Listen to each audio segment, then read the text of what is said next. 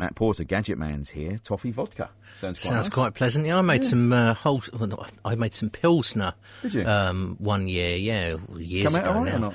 It was all right, actually. Yeah. I spent ages. I did all the labels. Portenbrow, I think I called it. That was years ago, about 20 years ago. But, it was quite nice, actually. You have to be very careful because they can turn out quite... it was lager, and it can turn out quite hoppy, You've got to let it have its time. Have its moment. Yeah, yes. It's lovely though, yeah. Well, back in fashion, and the kit's better than ever, apparently, as we heard earlier on in the show. More on that to come. Matt's our gadget guru, Gadget Man, Matt Porter from Matt Porter Web Design. And you've been on your bike, as we'll hear in a moment or two, travelling around. It's not just any bike, but an e-bike, an electric bike, so we'll get some details of that. Just before that, let's get the latest on the traffic and travel first. Here's David with all the details.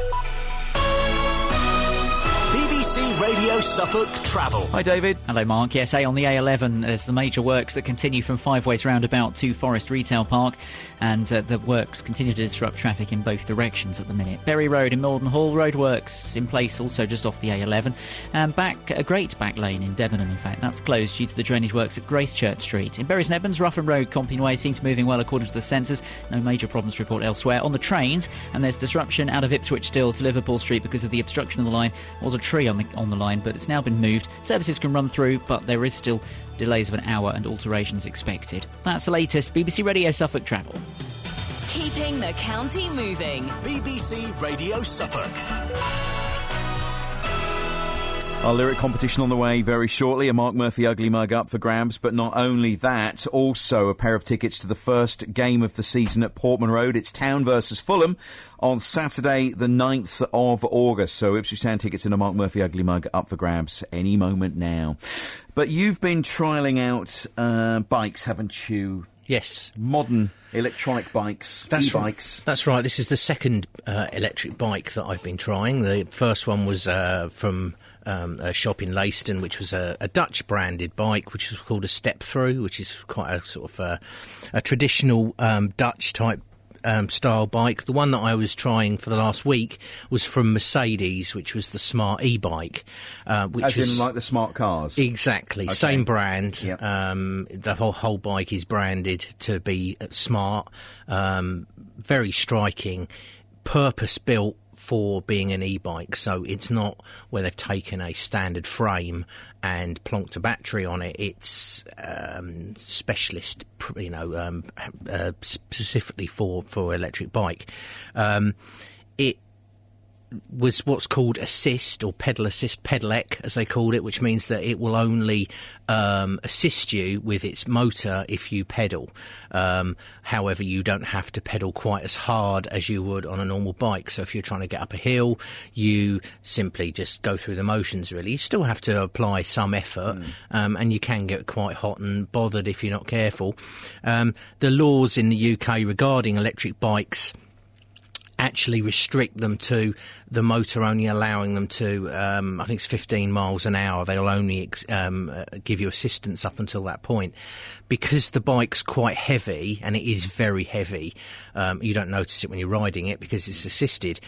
Because it's so heavy, when the assistance switches off, it does feel like you're suddenly cycling in treacle. So in a way, you are limited to 15 miles an hour. I was actually cycling back from Waldringfield home the other night along the Kesgrave Road, the road, the main road between work and where I live, and this old chap went past me about 20 mile an hour. He was about twice my age, and I thought, I'll have him, and I couldn't catch him up because as soon as I hit sort of 15, 16 mile an hour, it's just like someone switching off a car engine. So you have to be quite careful. It's got 3 gears, and to be fair, the third gear, the highest gear, you almost feel like it wants to be a bit higher, so because you're cycling quite quickly when you hit 15 miles an hour, and it is quite simple to do. So who do you think these bikes, these assist bikes, would be aimed at then? Who would benefit from them most? I think that the first one, the sort of more sort of sit up and beg as they call it,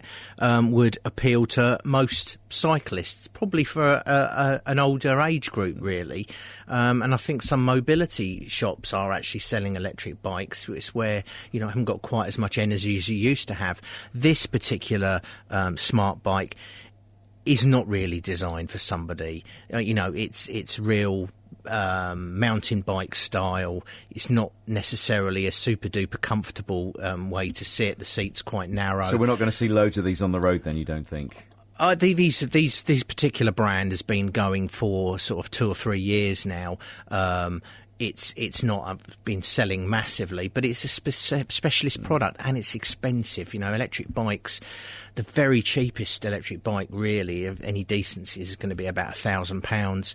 This one is heading sort of past £2,000, £2,200, I think. So it's an expensive purchase. So I think it's probably aimed at people that have a bit of extra spare money and want to go out. Well, the money you save brewing your own beer in future, you know, perhaps you can spend it on I have to say, I actually did want to keep getting on this particular bike. The other one, I sort of cycled it around and it was quite interesting. This one, I was finding all sorts of excuses to go on it, and I was going cross-country. I went around the back of BT, around those tracks around there, and it's riding at 15 mile an hour on the road is no different to riding at 15 mile an hour on a bumpy ground. It still lets you go along. The only thing it's not happy about is freshly ploughed fields or loose gravel, because it's quite heavy. Some road test you gave it then. Yeah, so it's really good.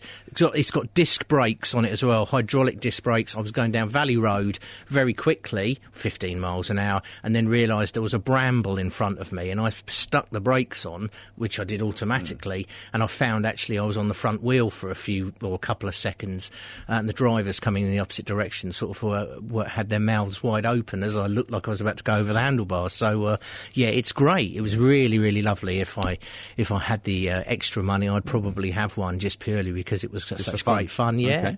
Okay. So if you've got a bike in your sights, then perhaps if mobility issues are a problem, or you want something a bit different, then start having a look around, and there are various ones about. I have got another electric bike due this week. Have you? Yes, from another company called Battery Bike, which is a UK manufacturer, and that one, interestingly, has a throttle on it, so you can ride it unassisted. You can just pull the throttle back and it will take you along at 15 miles an hour, apparently. Okay.